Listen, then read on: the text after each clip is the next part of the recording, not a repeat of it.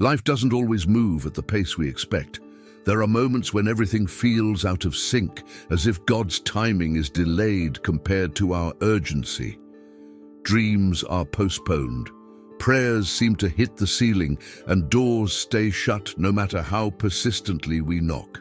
And in that quiet place of doubt, the question rises, one that many are afraid to say out loud: is God still with me? Faith in those moments isn't a loud declaration, but a quiet whisper of hope. Trusting in God's purpose when everything is falling apart requires more than pretty words. It takes conviction rooted in solid ground, not fleeting emotions.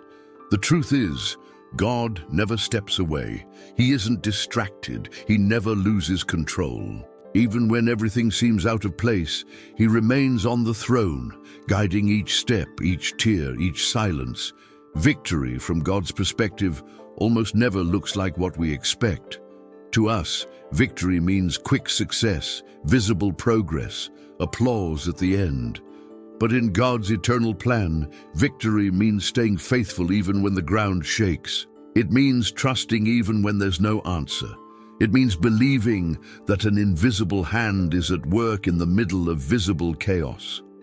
When we look to Scripture, we see story after story that, at first glance, appear to be defeats.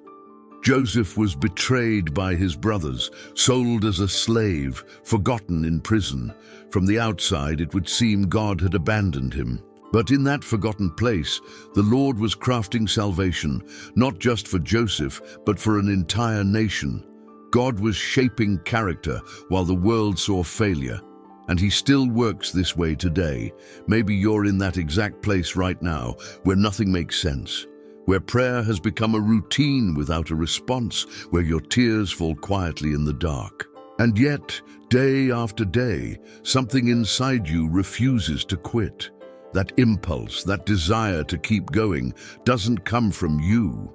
It's grace holding you up. It's God taking your hand, even if you don't feel it.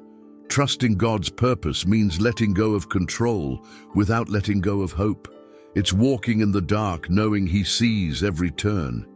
It's understanding that His no is also filled with love. Often He closes a door because He knows what's behind it would overwhelm us. Other times, He stays silent to teach us to listen, or maybe He's just protecting us from ourselves.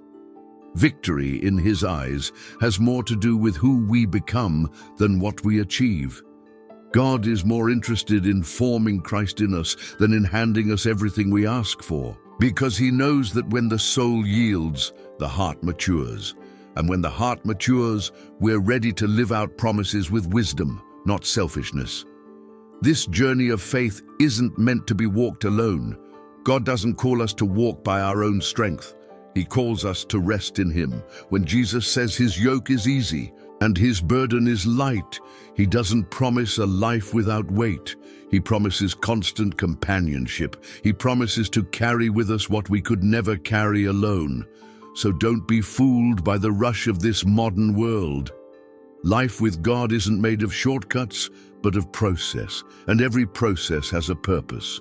Even what you mourn today can become, in time, part of the testimony that builds up others. Because God is an expert in redeeming what seemed lost. He turns mourning into dancing, pain into maturity, deserts into fertile ground. Trust is built through relationship. The more we know God, the more we learn to rest. Not a passive rest, but an active one. It's the kind of faith that keeps planting even without seeing fruit, that keeps worshiping even without feeling, that keeps obeying even without understanding. So victory is not the absence of struggle, but remaining steady in the right direction.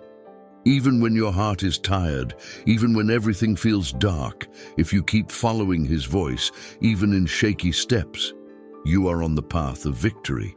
Because that path doesn't depend on your strength, but on God's faithfulness, and He never fails. It doesn't matter how many chapters of your story feel messy or torn. God writes perfectly, even on the pages we've ruined. As long as there is breath, there is grace. And where there is grace, there is redemption. And where there is redemption, a new beginning is always on the horizon.